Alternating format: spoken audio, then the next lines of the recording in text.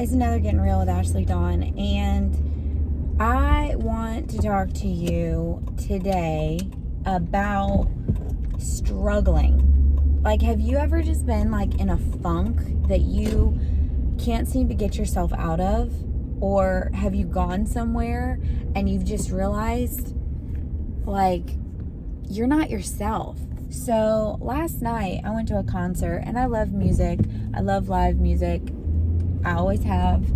My favorite is like outdoor festivals. I think those are a lot better than indoor, concerts. But I went to a concert last night, and I was kind of just standing there, and I really was struggling. Like, I'm just being honest. Like, I was really, really struggling. And it wasn't that, the band wasn't good. It was just that I realized I was saying and doing a lot of things that I didn't want to do. Excuse me. I was saying, excuse me, and doing a lot of things that I didn't want to do. And I was saying and doing them for other people because I wanted to be there for other people, because I wanted to do things, with other people or for other people. And I'm just really realizing, like, God has me in a place to where I'm learning that pleasing other people 9 times out of 10 ends up hurting me in the long run, right? Like, if I'm constantly withdrawing from my account to deposit in other people's account, and they're not depositing in my account, that's a negative balance. And sadly, I have been realizing a lot recently that there are a lot of negative balances and outstanding invoices in my life. And you're like, Ashleydawn, what does that mean? Well, just like a company, when they provide a service, they send an invoice out. Like, this is going to cost you this amount of money. This is going to cost you, this amount of whatever. I have deposited into so many different people's account, and I'm not bragging on myself.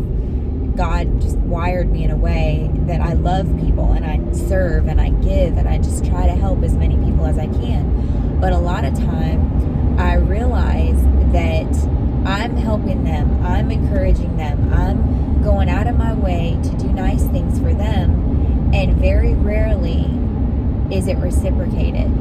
Recently, I went over to my friend's house, and a friend of their family made a meal, and it hit me.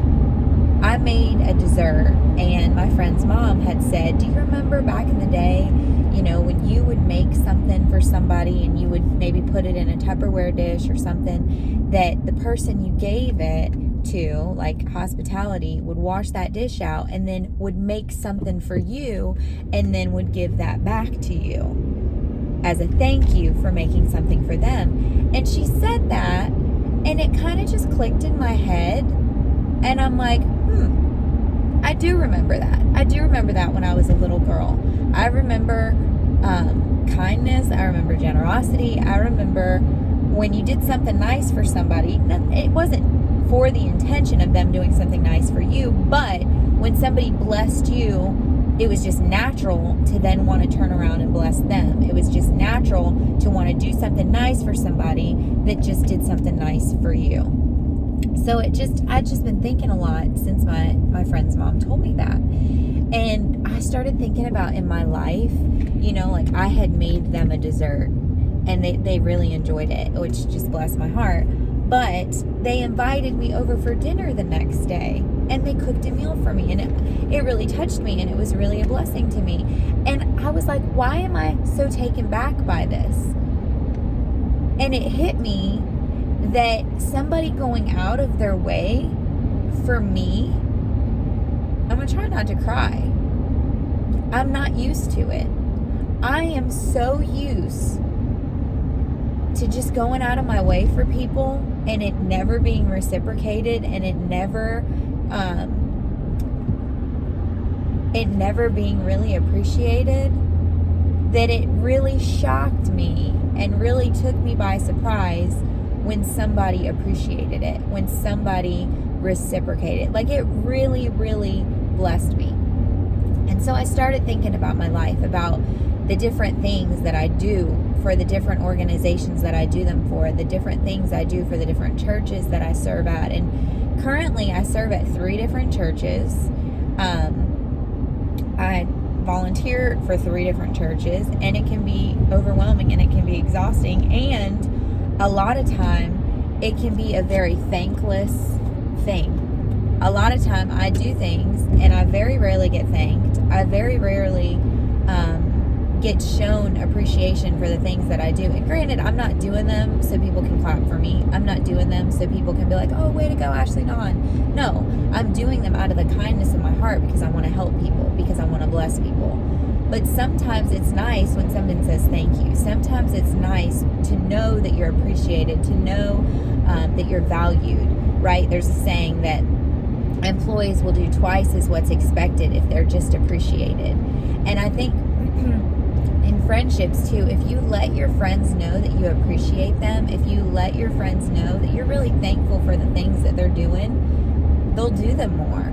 And I'm not saying, be thankful so that they'll do them more, but I just remember a time in my life when I was a little girl when people just went out of their way for each other. And it's like the older that I get, the more that I realize that there's fewer and fewer people wanting to go out of their way for others. And there's a lot of people that want others to go out of their way for them. And I will say too, a lot of time people ask things of others that they themselves wouldn't do. Like, I've got a couple friends that always ask me to do their hair, always ask me to do their makeup, always ask me to borrow clothes. And a bunch of them still ain't giving me the clothes that I let them borrow back years ago. And I've had to get to the point, and this is really bad, but this is getting real, so I'm just getting real. I've had to get to the point that when somebody asks to borrow something, I prepare myself to never get it back. Isn't that bad? Like, these are my friends, and I have to prepare myself that they are going to disrespect me so much that they're not going to give me the thing that I let them borrow back.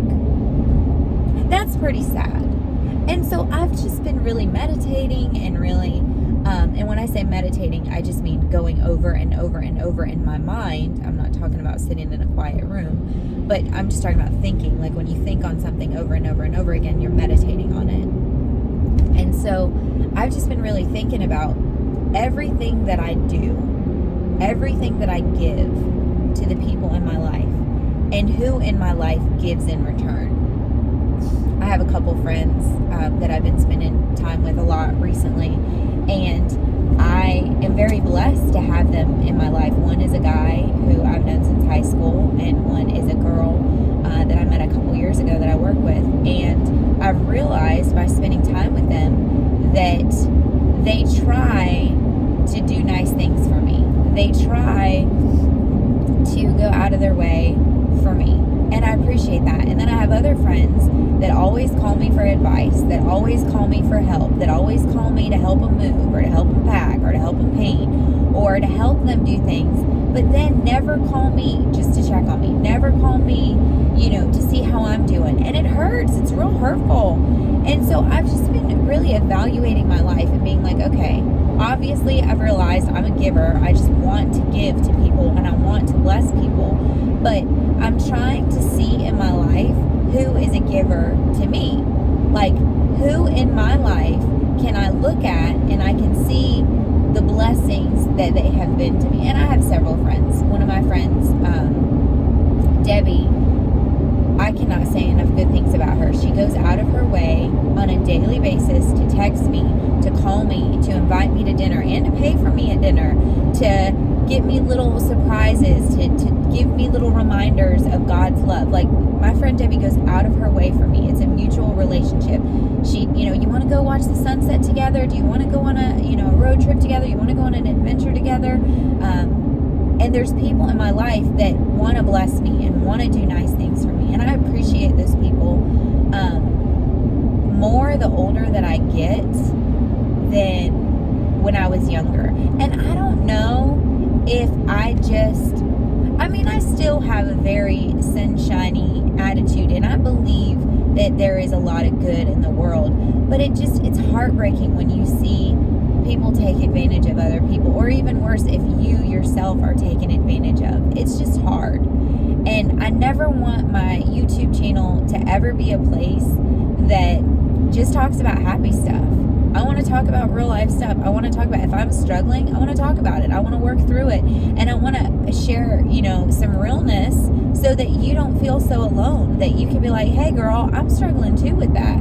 Like, for women of God, for men of God, we want to serve others the way that Jesus has commanded us to serve others. And a lot of times serving others is hard, and it hurts, because you're constantly, pouring yourself out for people that sometimes don't even like you, don't even love you, don't even show their appreciation to you. And so it can get very frustrating, and it can be very overwhelming. I've been teaching my kids a scripture this past week, and it's, do not get tired of doing good. Do not get weary of doing good. Galatians 6:9. And I have to remind myself of that on a daily basis. Like, Ashleydawn, do not give up being good. Do not get tired or weary of being a good person, of being a good woman. Yes, you will be a good woman to the wrong people, but still be a good woman. Yes, there are people in your life that will take advantage of you, but still be a good woman. Yes, there are things that will happen that will be out of your control, that will hurt really bad, but still be a good person. Regardless of what's done to you or not done to you, still be a good person. Yeah, there's been a lot of really, really unkind things that have been done to me, that have been said to me, and I've went through quite a few little hurricanes, some little mental hurricanes, some emotional hurricanes, and it's hurt really bad. But then I think about Jesus. There's a song by Zach Williams and Dolly Parton, and it's There Was Jesus, and it talks about all the things in life and how at the end of it there was Jesus. And I just look, when I'm struggling with something and I'm going through something, or I'm frustrated or I'm overwhelmed, I have to remind myself, like, every single feeling that I have, every single temptation that I have, every single thing that overwhelms me, Jesus went through too. Like it says in the Bible that if they despise you, they despised him first. We're not alone in our struggles. We're not alone in serving people that don't care. Like, look at the Bible. Jesus served people. Let me get my water because my mouth is getting a little dry. Jesus served people that hated him. Jesus served people that spit on him. Here's the thing. Jesus died for the people that crucified him. Like, could you imagine? Like, he came to the world, came to the earth to serve the very people that decided to kill him. Like, yeah, I've had some bad days, but I can't say that anybody has tried to, like, kill me. Jesus can. Jesus can say that because they did. And they succeeded. They did kill him. But guess what? He didn't stay dead. He got up. And you may be defeated. You may be overwhelmed. You may be discouraged. But guess what? You're going to get up too. You're going to get up too. I get it. I understand 1,000,000% what it feels like to hurt. What it feels like to be discouraged. What it feels like, if I'm being honest, to want to give up sometimes.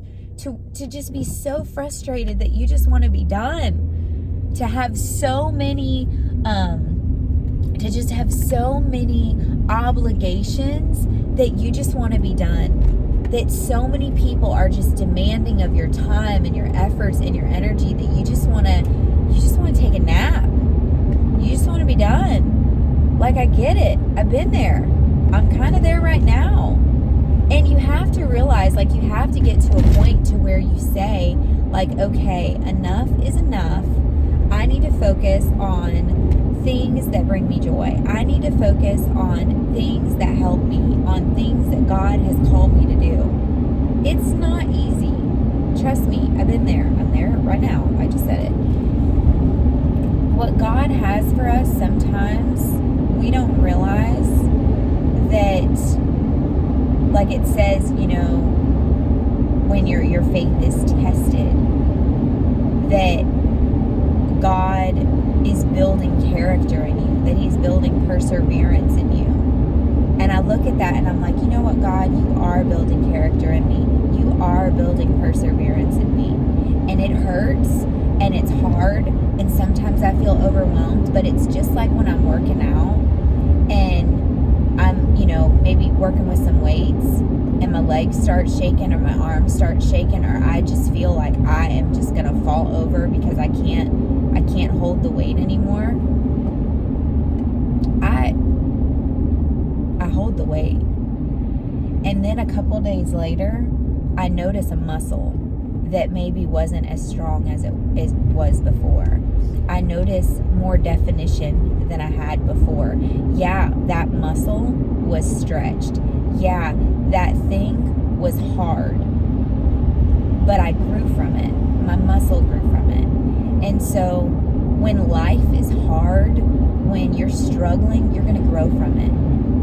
Like, yes, sometimes you're going to get burned. And you're going to get burned out. And you're going to be overwhelmed. And you're going to be frustrated.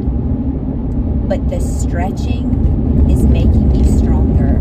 The stretching is helping you be a better person. It's giving you more compassion. It's giving you more love. It's giving you more understanding. And one day, you're going to look back, maybe not today, maybe not tomorrow, but you're going to look back and you're going to be like, you know what? I'm thankful for that season because I needed to grow in that area. Right now, God has me in a season, I was saying earlier, He has me in a season of realizing what's important and what's not. Last night, I went to a concert, and I was just, standing there, and the music was good, the band was good, I had friends there that I love very much, but it didn't matter to me. And I just started, the band sang, and they sang a lot of, slow songs, and so I was all up in my feelings, but they sang a song about, I want one more, or give me some more, or something. And it was basically about time, about wanting more time with the people that you love. And I was already thinking about my dad, and I was already thinking about my mom. And so I just started, thinking, I would give anything to have 1 minute with my dad. All the concerts in the world, all the money in the world, all the fun in the world, none of that matters when you compare it to the people you love, when you compare it to spending time with your family, the people that you love. And I look at that and I'm like, am I getting burnt out? Am I getting worn out? Am I getting overwhelmed and frustrated because I'm serving? Or am I getting that way because I'm serving the wrong people? Jesus says in the Bible that if somebody doesn't receive you, dust yourself off and go to the next town.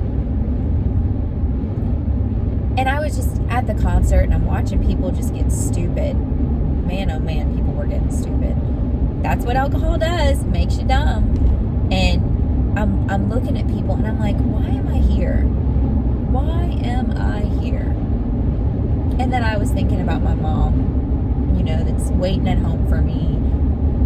I hadn't really seen her after work, and I normally go over my day and we talk, and I was just thinking, I'm at this concert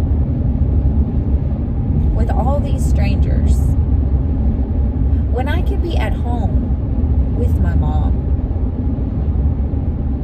And some of you that are listening may be like, that's pretty corny, Ashleydawn. And some of you maybe are like, hey, I feel that way too. The older you get, the more you realize what really matters and what doesn't. My mom really, really matters to me. And she always has. My mom and daddy have been my best friends since I was a little girl, and they always will be.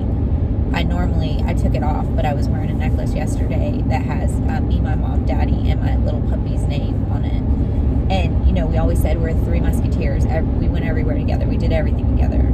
And they went to a lot of concerts with me, too, when I worked in country radio. But even that, you know, there was a point in the night where I was looking at, like, the Jumbotron or whatever, and it had an artist, an artist that I knew pretty well from doing shows and working in country radio. And I was just looking at him, and like, I know him on a personal level, and I'm looking at this big old Jumbotron, and he's looking like, you know, he's a celebrity and he's all this, and I'm like, he's just a dude that spends all of his time on the road away from his family.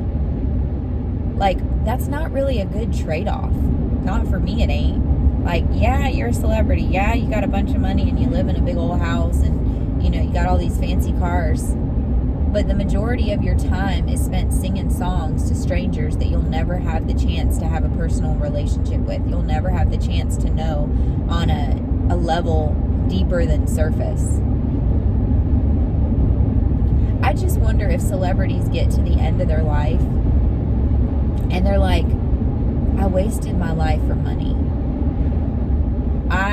Another struggle that I'm currently going through is some debt, which I've talked about that on my channel before, but I'm paying off some debt, and it's hard and it's overwhelming, and, you know, debt is like a black cloud that just hovers over you, and it's overwhelming, and you're just like, how can I get out from under this stinking cloud? Like, oh my gosh, it's just too much. It's overwhelming.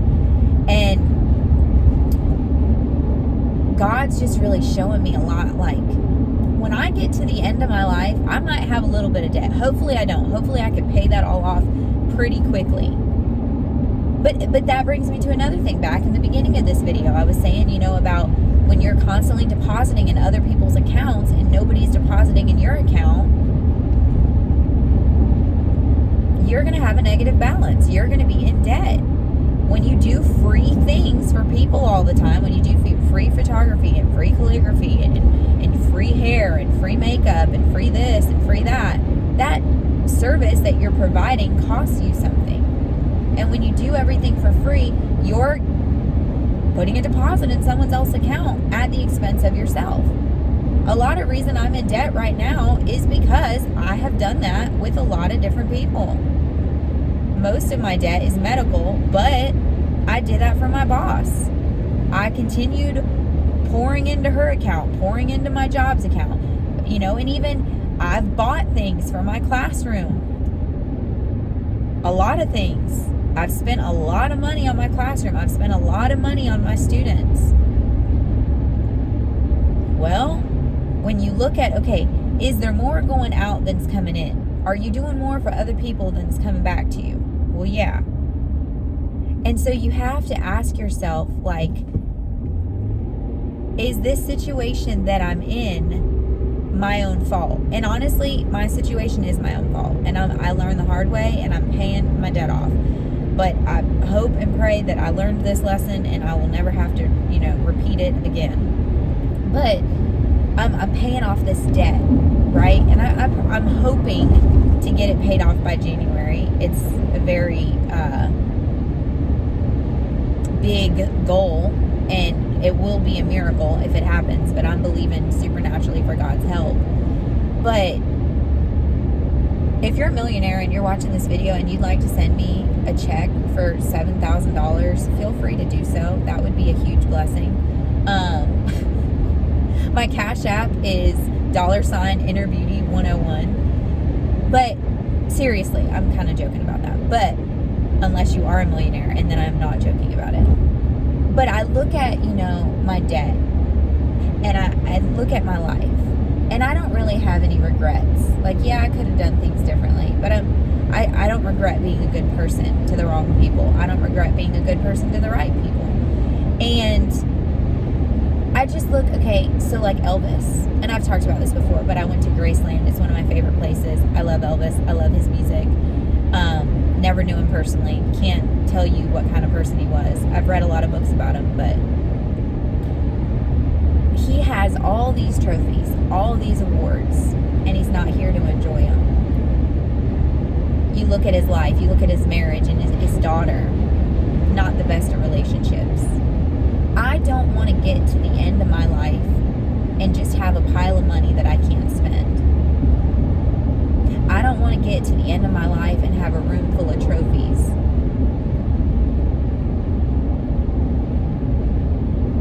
I want to spend my life well.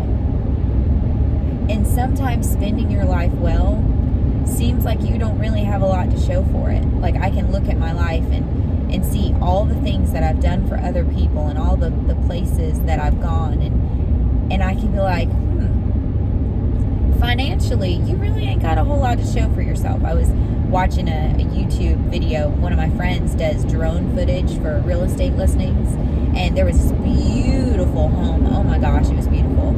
And I started getting a little envious, and I'm like, man, I would love to own my own home. Like, that's a desire of mine. Like, I would love to own my own home. But I work for a church, and I don't make a whole lot of money, and that's not really possible on one income. When you work for a church and you have one income, that's not really possible.